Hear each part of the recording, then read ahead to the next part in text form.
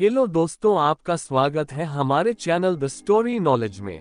आज हम आपके लिए लेकर आए हैं जैक कैनफील्ड और मार्क विक्टर हैंसन की book chicken soup for the soul की समरी। आज का समाज समस्याओं से प्रभावित है और हम भी इसका हिस्सा होने के कारण यही समस्याएं हमें उम्मीद की कमी महसूस कराती हैं और हमारे टारगेटेड पाथ से हमें डार्कनेस और उदासी में ले जाती हैं। ऑथर बताते हैं कि एक बार उनका एक दोस्त सूर्यास्त के समय एक सुनसान मैक्सिकन बीच पर टहल रहा था। जब वो टहल रहा था तभी उसे दूर एक और आदमी दिखाई दिया। जैसे जैसे वह उस आदमी के करीब आया, उसने देखा कि वो वही का रहने वाला एक नेटिव आदमी था जो नीचे झुककर कुछ उठाकर पानी में फेंक रहा था। वह बार बार उस चीज को समुद्र में फेंकने की कोशिश कर रहा था।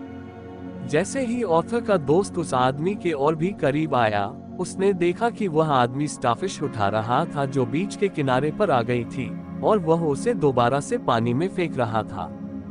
ऑथर का दोस्त हैरानी के साथ उस आदमी के पास पहुंचा और कहा, गुड इवनिंग दोस्त, मैं सोच रहा था कि तुम क्या कर रहे हो। उस आदमी ने जवाब दिया, मैं इन स्टारफिश को वापस समुद्र में फेंक रहा हूँ। आपको भी पता है, अभी कुछ घंटे पहले तेज लहरों में यह मछलियां समुद्र से बाहर यहाँ आकर गिर गई है। अगर मैं इन्हें वापस समुद्र में नहीं फेंकूंगा तो ये मर जाएंगी क्योंकि यहाँ ऑक्सीजन की कमी है। ऑथर के दोस्त ने कहा, लेकिन इस बीच पर इस तरह की हजारों स्टारफिश होंगी तो आप सब तक नहीं पहुँच सकते और उनकी जान नहीं बचा सकते। यह बहुत मुश्किल काम है। तो ऐसे में क्या आपको नहीं लगता कि ऐसा करने से कोई खास फर्क नहीं पड़ेगा? नेटिव आदमी ने मुस्कुराते हुए दूसरी स्टारफिश उठाए और उसे समुद्र में फेंकते हुए बोला, इस एक से थोड़ा तो फर्क पड़ेगा और मेरे दिल को खुशी होगी कि मैंने उनकी मदद के लिए जो कर सकता था वो तो किया। इसी तरह हमारे जीवन में भी कई बार ऐसी कंडीशन आती है जब हम एक एफर्ट से कोई बड़ा मनचाहा बदलाव नहीं ला सकते, लेकिन उस नेटिव की तरह एक एक करके छोटे छोटे एफर्ट करने से आप पूरी सिचुएशन को बेहतर बना सकते हैं। इस किताब से हम इसी तरह की इंस्पिरेशनल और मोटिवेशनल कहानियों के बारे में जानेंगे।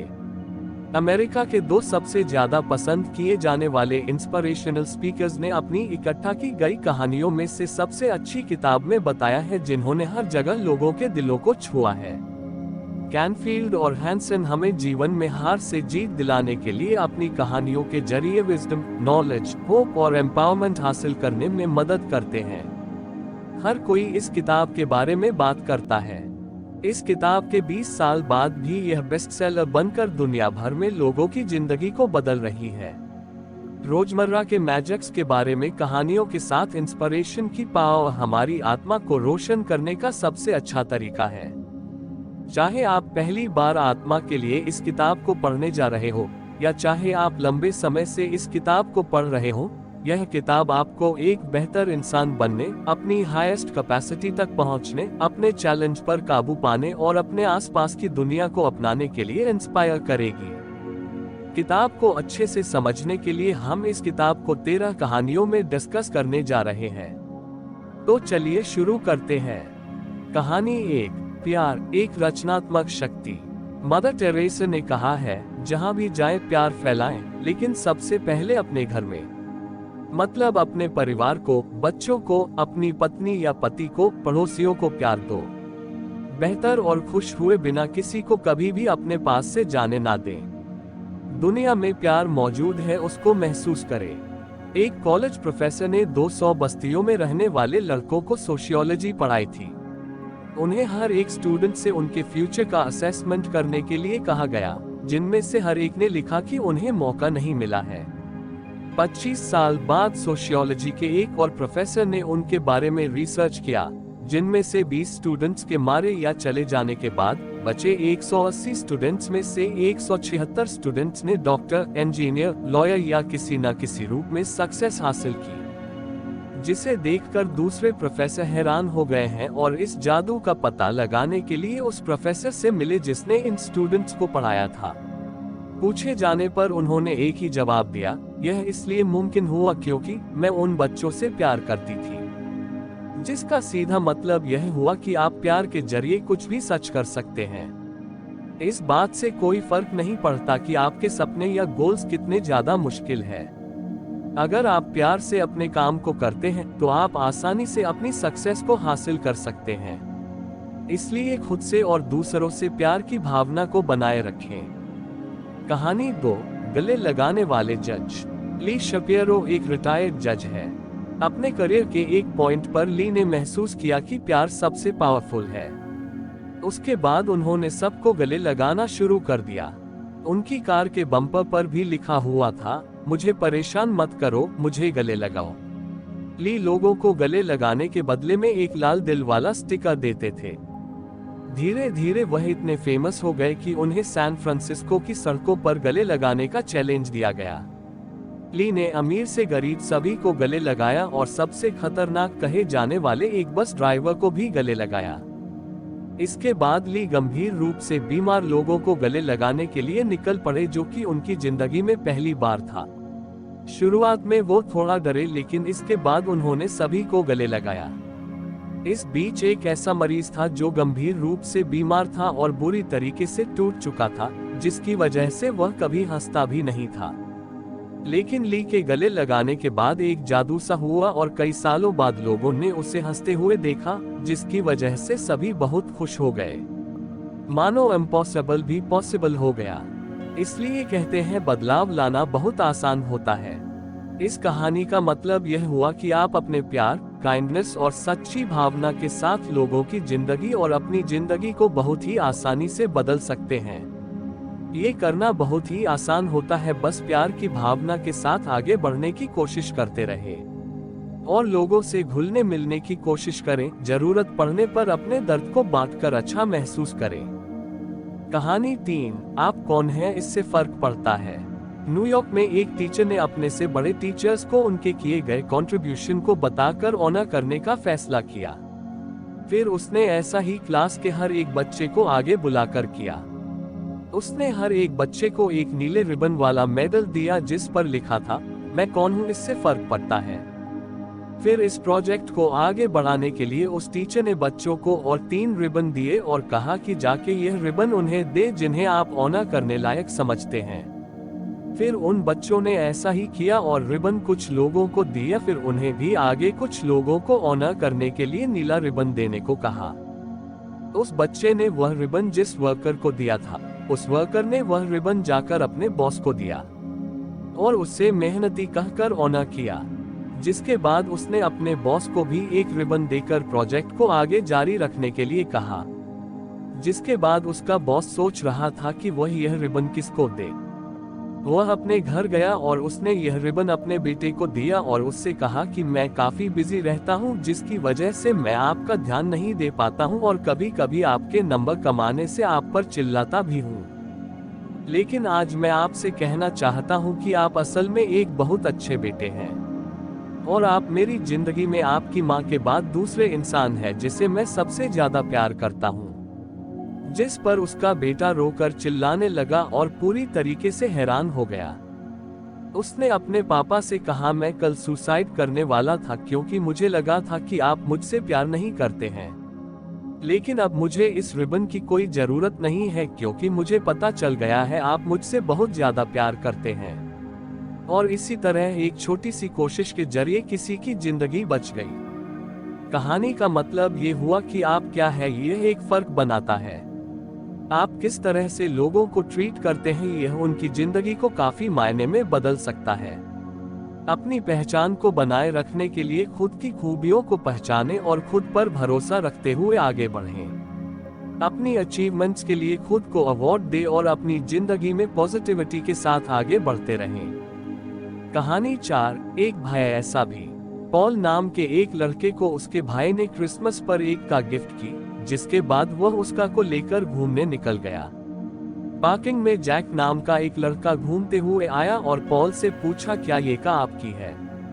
तो उसने कहा, हाँ यह कार मेरी है, मुझे मेरे भाई ने गिफ्ट की है। तब जैक बहुत खुश हो गया और उसने कहा, इसका मतलब आपका इसमें एक भी पैसा खर्च नहीं हुआ है। पॉल ने कहा, हाँ। तो इस पर जैक ने कहा, कितनी अच्छी बात है, काश मेरा भाई भी ऐसा होता। ऐसे में पॉल ने उससे कहा, क्या आप मेरी कार में राइड करना चाहते हैं? तो जैक ने हाँ कहा और दोनों राइड के लिए निकल गए। राइड करते करते वो जैक के घर के बाहर पहुंचे और जैक ने उसे वहां रुकने के लिए कहा।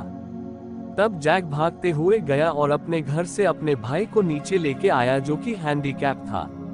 उसने अपने भाई से कहा, देखो यह का वहां खड़ी है, एक दिन मैं भी तुम्हें यही देने वाला हूँ, फिर तुम क्रिसमस की रात को खूब मजे करना और सब कुछ अपनी खिड़की से बैठकर देखना। यह देखकर पॉल की आंखें भर गई और वह उन दोनों भाइयों को अपनी कार में बैठाकर राइड के लिए निकल गया। और जैसा कि जीसस ने कहा है, देना सबसे ज्यादा अमीरी का काम होता है। इसका मतलब ये हुआ कि आपको अपना जीवन में क्या मिलता है ये इतना ज्यादा मायने नहीं रखता है, बल्कि सबसे ज्यादा यह मायने रखता है कि आप दूसरों को क्या देने के लिए तैयार रहते हैं।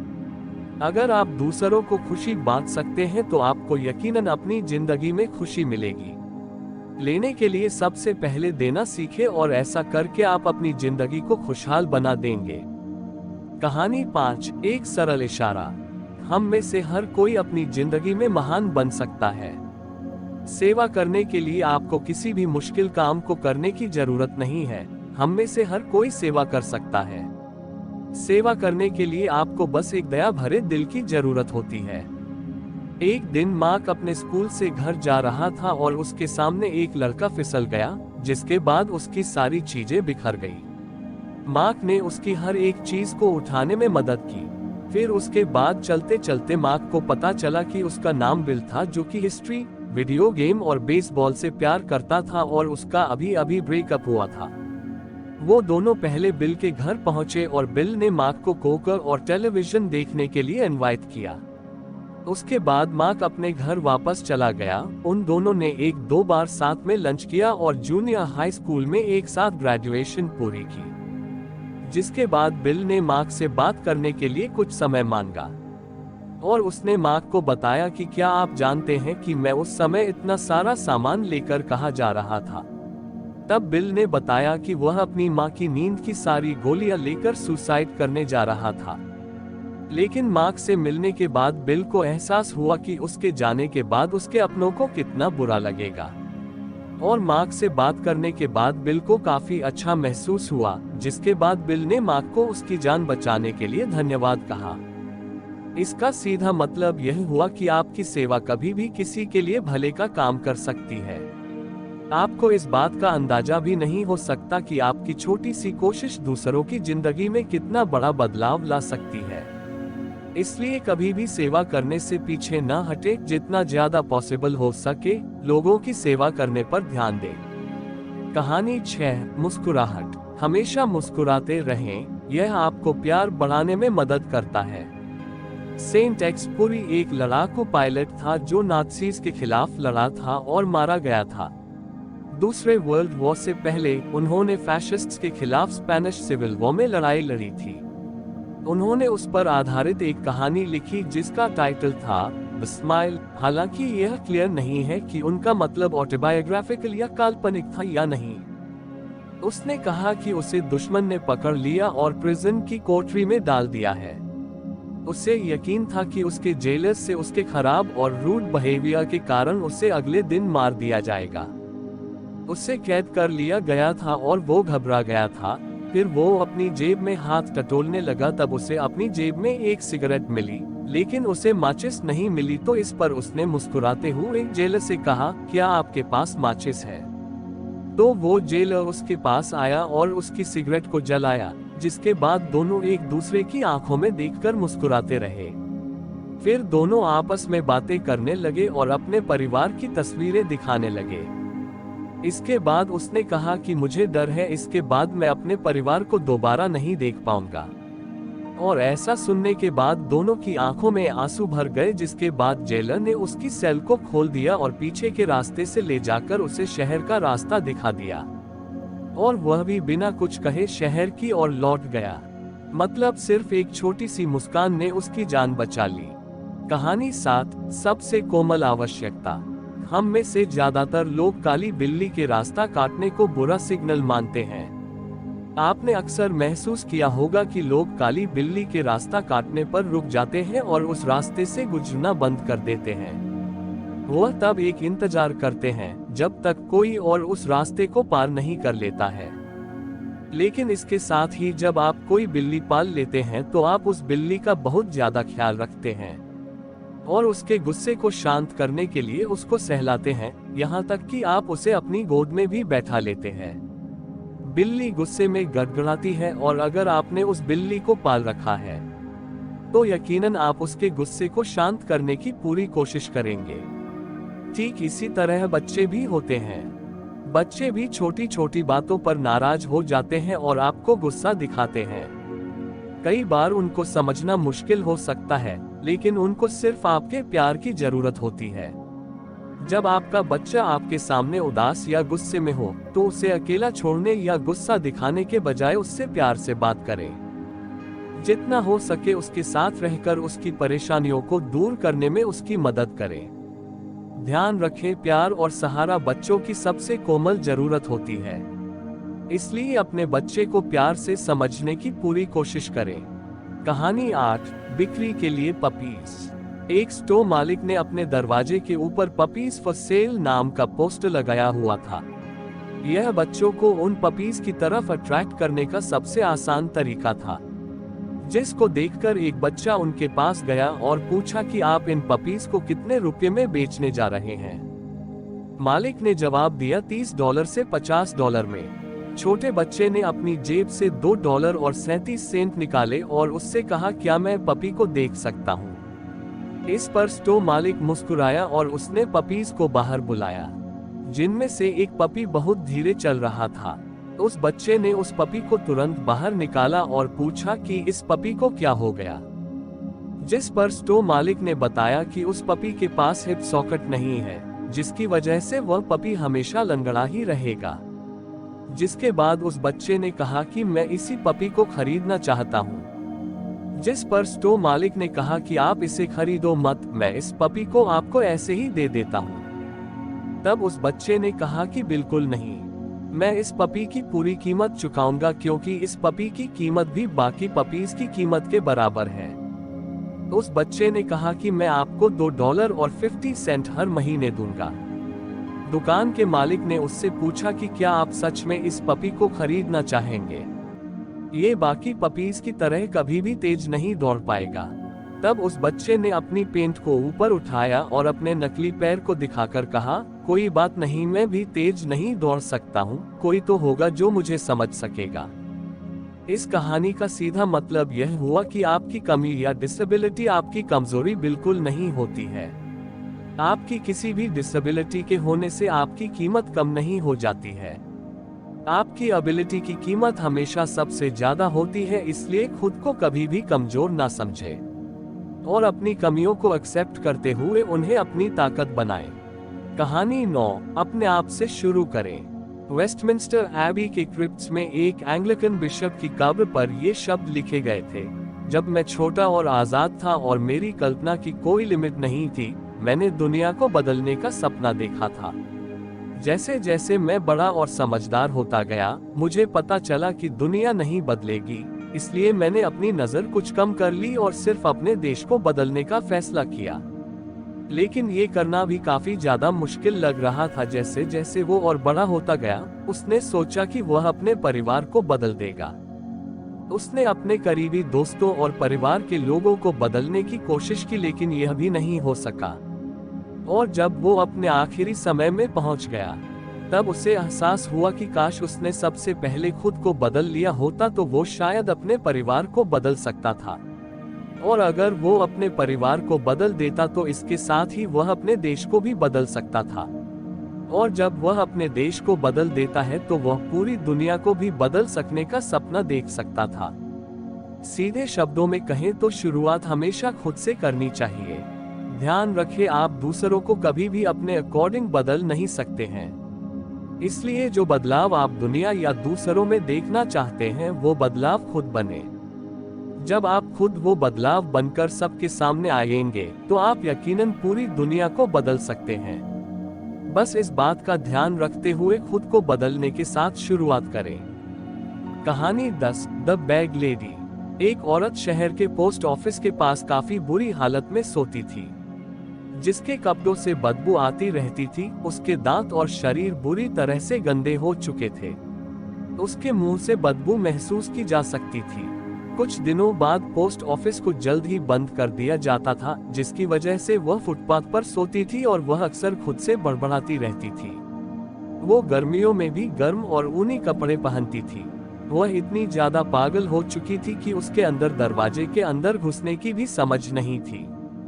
बॉबी प्रोटीन, जो कि इस कहानी के ऑथर हैं, उसको ढूंढते हुए उसके पास गए और उससे कहा कि माँ, मैं आपके लिए कुछ खाने की चीजें लाया हूँ, क्या आप इसे खाना पसंद करेगी? जिस पर उस बूढ़ी औरत ने अपने लड़खड़ाते हुए दांतों से बोला, बहुत बहुत धन्यवाद, लेकिन मेरा पेट अभी भरा हुआ है। उस बूढ़ी औरत ने कहा कि आप इसे किसी ऐसे इंसान के पास क्यों नहीं ले जाते हैं जिसे सच में इसकी जरूरत हो। जिस बात से पता चलता है कि वो औरत सिर्फ पैसों से गरीब थी, लेकिन अपने बिहेवियर से वह काफी अमीर थी। इस कहानी से सीखने वाली बात यह है कि आपको कभी भी किसी के पैसों को देखकर उसके बिहेवियर का अंदाजा नहीं लगाना चाहिए और जितना ज्यादा हो सके दूसरों का ध्यान रखते हुए काम करने पर ध्यान दें। आपका बिहेवियर ही आपको दुनिया में पहचान दिला सकता है, इसलिए इस बात का ध्यान रखें कि आप दूसरों के सामने किस बिहेवियर का प्रतिनिधित्व करते हैं। कहानी 11, इंसान होने के नियम। आप अपने शरीर को पसंद करें या ना करें, आपका समय पूरा होने तक आपको आपकी बॉडी मिलेगा। इसलिए अपनी बॉडी को इस्तेमाल सही तरीके से करें। आपको अपनी जिंदगी के हर मामले में एक सबक सीखने को मिलेगा। अपने सबक को अपनी ताकत बनाएं। आपकी हार आपके आगे बढ़ने के लिए उतनी ही ज्यादा जरूरी है जितनी ज्यादा आपकी जीत होती है। इसलिए अपनी हार से सीख कर आगे बढ़ने पर ध्यान दें। जब तक आप अपनी गलतियों से सीख नहीं लेते हैं, तब तक आप बार बार उस गलती को अपनी जिंदगी में महसूस करते रहते हैं। अपनी गलतियों को दोबारा दोहराने से बचें।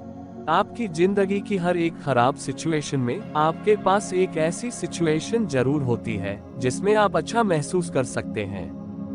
आप इस दुनिया में सिर्फ सीखने के लिए आए हैं। सीखना कभी भी खत्म नहीं होता है। आप किसी इंसान से प्यार और नफरत तब तक नहीं कर सकते हैं जब तक वह इंसान आपसे प्यार और नफरत नहीं करता है। आपके पास आपकी जरूरत के सभी रिसोर्सेज मौजूद होते हैं, बस उनको चुनकर आगे बढ़े। आपकी जिंदगी के सभी सवालों के जवाब आपके अंदर छुपे हुए हैं। बस खुद पर भरोसा रखते हुए उन सवालों को ढूंढें। आपकी जिंदगी में जो कुछ भी होता है वह सब कुछ आप एक दिन भूल जाएंगे। कहानी 12, पालन पोषण। आपके बच्चे आपके अपने बच्चे नहीं हैं। वे आपके जरिए से दुनिया में जरूर आते हैं, लेकिन वे आपके आइडियाज को नहीं अपना सकते हैं, क्योंकि हर एक इंसान के अपने अलग आइडियाज होते हैं। आप उनके शरीर को अपने पास रख सकते हो, लेकिन उनकी आत्मा को नहीं। आप उनके जैसा बनने की कोशिश कर सकते हैं, लेकिन उन्हें अपने जैसा बनाने की कोशिश कभी भी ना करें, क्योंकि जिंदगी कभी पीछे की ओर नहीं जाती है और ना ही समय कभी रुकता है। इसलिए उन्हें अपनी तरह बनाने के बजाय उसी को बेहतर बनाएं जिस तरह वो है। इस कहानी का सीधा मतलब यह हुआ कि समय काफी ज्यादा बदल चुका है और अगर आप चाहते हैं कि आपके बच्चे समय के साथ आगे बढ़े तो आपको भी समय के साथ आगे बढ़ना सीखना होगा।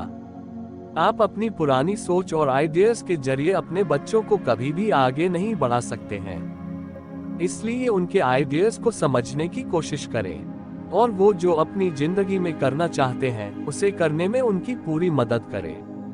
सिर्फ यही तरीका है जिसके जरिए आप अपने बच्चों को आगे बढ़ा सकते हैं। कहानी 13, अपने सपनों को फॉलो करें। जैक का एक दोस्त है जिसका नाम मोंटी रोबोट्स है, जो कि सैन इसिड्रो में घोड़ों के खेत का मालिक है। उसने जैक को उसका घर का इस्तेमाल करने के लिए दिया था। मोंटी के पिता शुरुआत में घोड़े के ट्रेनर थे और उसका करियर इससे काफी इफेक्ट हुआ था। उस समय जब उसका पेपर आया तो उसमें उस सपने के बारे में लिखना था जिसमें उसे बताना था कि वह क्या बनना चाहता है, और उसने 7 पेज का पेपर लिखा जिसमें उसने लिखा था कि वह घोड़ों के खेत का मालिक बनना चाहता है। उसने सब कुछ बहुत ही डिटेल्ड में लिखा हुआ था और जब रिजल्ट आया तो उस पर फेल लिखा हुआ था। टीचर ने उससे कहा कि मुझसे आकर मिलो। मोंटी ने अपने टीचर से पूछा कि मुझे फेल क्यों किया गया है। तब उसके टीचर ने जवाब दिया कि तुम्हारे जैसे मामूली लड़के के लिए यह सपना बिल्कुल इम्पॉसिबल है। तुम्हारे पास पैसे भी नहीं है और तुम्हें अपने सपने को पूरा करने के लिए बहुत ज्यादा पैसों की जरूरत होगी, और इस सपने को तुम कभी भी पूरा नहीं कर सकते हो। टीचर ने उससे कहा कि अगर तुम पेपर में एक ऐसे गोल लिखोगे जिसे तुम पूरा कर सकते हो तो मैं तुम्हें पास कर दूंगा। मोंटी अपने घर गया और फिर से सोचने लगा, और काफी सोचने के बाद उसने फैसला किया कि वो अपने सपने को पूरा करेगा। उसने अपने टीचर से कहा कि आप मुझे फेल ही रखिए, मैं अपना सपना पूरा करूंगा। और कुछ सालों बाद ठीक ऐसा ही हुआ, जिसके बाद टीचर ने उससे इस बात के लिए माफी भी मांगी कि मैंने कई बच्चों का सपना छीना है। कहानी से हमें सीख मिलती है कि हमें कभी भी दूसरों की राय मानकर अपने सपनों के पीछे नहीं हटना चाहिए। आप अपनी जिंदगी में जो भी कुछ करना चाहते हैं उसे करने पर पूरा भरोसा बनाए रखें और तब तक काम करते रहें जब तक आप अपने सपने को पूरा नहीं कर लेते हैं। आपका भरोसा और कड़ी मेहनत एक दिन आपके लिए कामगार साबित होगा और आपके हर एक सपने को सच करेगा। तो दोस्तों, हमने इस वीडियो में chicken soup for the soul book के बारे में जाना है। हमारा लक्ष्य है कि आप हमारे वीडियोस से हर दिन कुछ न कुछ सीखें और इससे अपने जीवन को बेहतर बनाएं। आपको वीडियो कैसा लगा कमेंट करें, इस वीडियो को लाइक करें और हमारे चैनल को सब्सक्राइब करें और इसे अपने दोस्तों के साथ शेयर करना न भूलें। मिलते हैं अगले वीडियो में। धन्यवाद।